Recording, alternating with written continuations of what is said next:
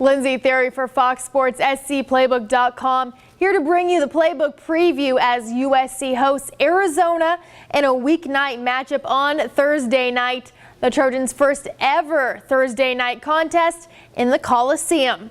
And come Thursday, will have been 12 interesting days since USC's 62-41 loss at Arizona State, which dropped them to 3-2 this season, 0-2 in the Pac-12. But more importantly, it was a loss that cost head coach Lane Kiffin his job. So the Trojans have had nearly 2 weeks, including a Saturday bye, to adjust to interim head coach Ed Orgeron and to turn the page from the Kiffin era. Plenty has changed around the program, from food to music. Even drills run at practice have been altered. And while all the players are buying into the fun Ed Orgeron is selling, game night will show where this new look USC team is at. I think they've really been positive, really upbeat.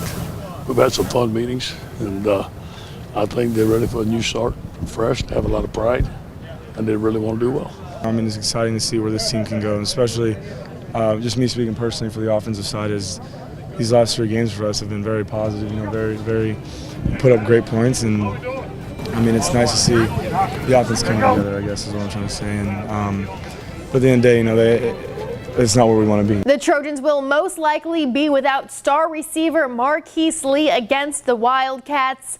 Lee went down in the 4th quarter at ASU with a knee sprain and is yet to return to practice.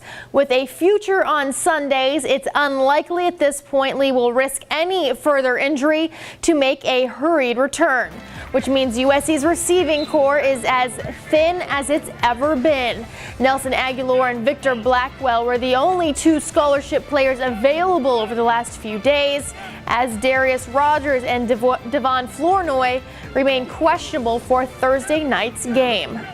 Don't know, really don't know. Some of these guys are going to be game-type decisions, and some of them are looking good, some of them not looking so good. Marquise? Very questionable. Very questionable. I doubt if he's going to be in the game. We don't know yet. Still 2 days, but it doesn't look like he's going to play. I don't know yet, though. You know, whoever's in is going to have to play, and you know, that's always preached everywhere you go. You know, you never know when your chance is going to come.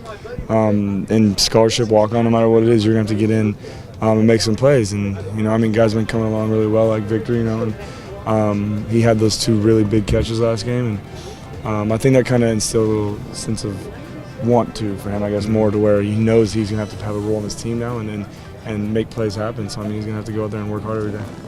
As the receivers go down, the tailbacks, well, they come back. Senior Silas Redd is expecting to make his season debut on Thursday night.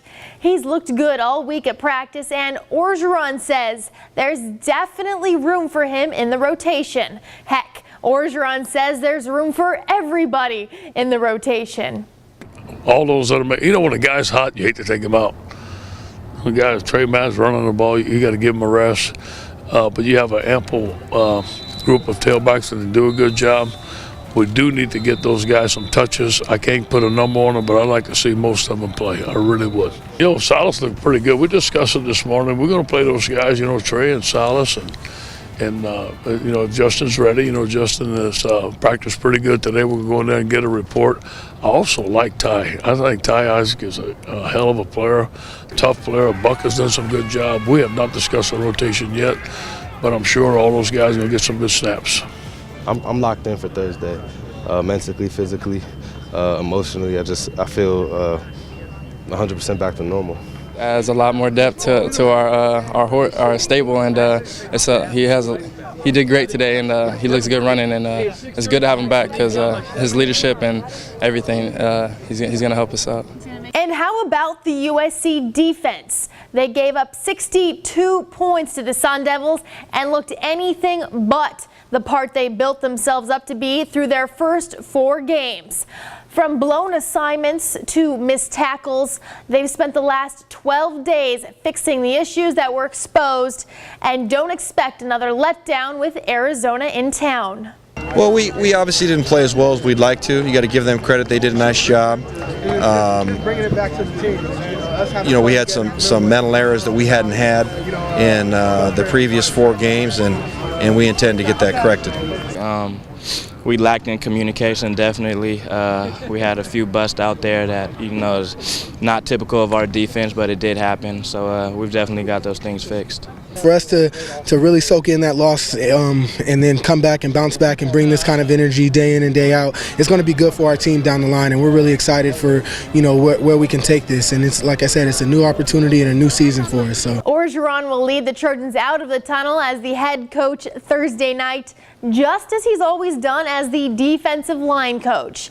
He hopes the Coliseum is packed, as do his players, as a new era of USC football gets underway and the Trojans play for their first Pac-12 win of the season. The game kicks off at 7:30. It will air on our own Fox Sports 1, and if you're going to the game, be sure to check out the message boards for all the information on how to get to the Coliseum on a chaotic weeknight in Los Angeles. And be sure to keep it right here on Fox Sports SCPlaybook.com for all the latest on USC football, and I'll see you again Thursday night from the Coliseum.